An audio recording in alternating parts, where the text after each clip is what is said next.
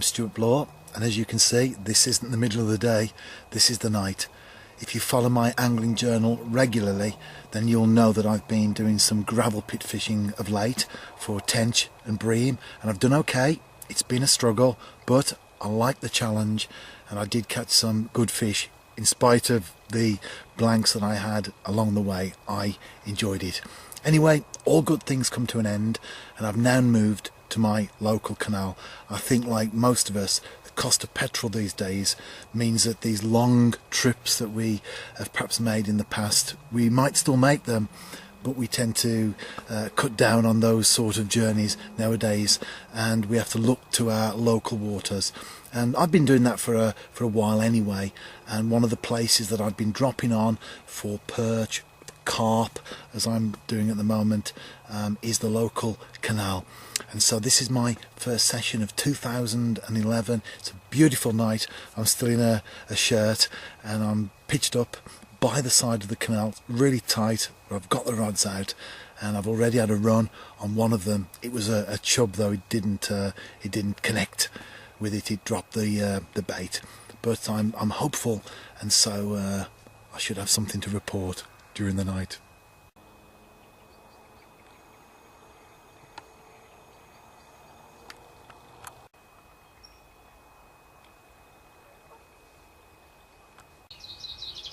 Good morning.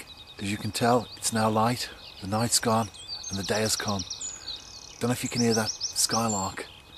There's one in the field on the far bank. Don't know if it picks up, but I can hear it anyway. Fishing, had a steady stream of chub during the night. Some of them quite small actually, 8 ounces, 9 ounce fish. That's all they were, maximum. It's amazing how a small chub like that can take down a size 4 hook with a big boilie on it. That's chub for you, isn't it, really? Didn't connect with any carp, and I was very observant during the night, watching the water, listening for sounds of fish crashing. Didn't hear anything at all, but this morning at first light a fish crashed over one of my baited areas, so that was very encouraging, because that wasn't a chub, that was definitely a carp.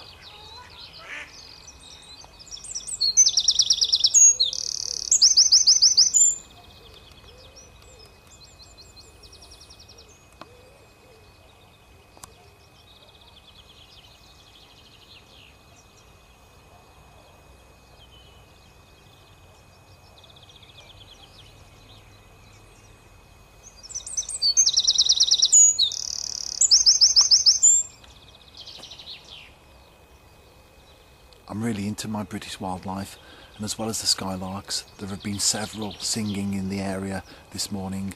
I saw a kingfisher at first light that was calling in flight along the canal. In fact, it was the call that alerted me to it first, so I heard it before I saw it. But the highlight has been a badger.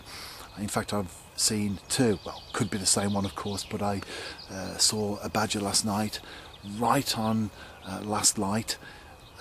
In the undergrowth. We played peekaboo with each other. He obviously had seen me, and it was popping up and down looking at me.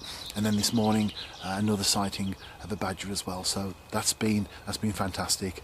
I do obviously come fishing to catch fish, and sometimes we do and sometimes we don't, particularly the sort of fishing that I do. But as someone that appreciates the wider package of nature, I can take in things like the birds and the mammals, trees even, and flowers, the whole lot. Fully appreciate everything, and it just brings that little bit of extra something into my angling. And in fact, as I talk, another skylark is going off in the area, so I don't know if you can hear that one. The session's coming to an end now, the sun's well up, and the boats will start coming through soon. I'll be packing away now, starting to break down already. Leave the rods till last. Well, the rods and the net, leave those till last, because I'm always hopeful that I'll pick up a late fish. And I've done that before now. Often I've put everything away and I'm about to lift up the rod to break it down, and I've had a take.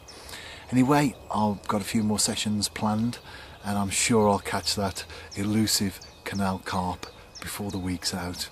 check out the article because I want to share my thoughts on the close season as well in there. We all have them, views on the close season. Some of us agree with the river close season, some of us don't.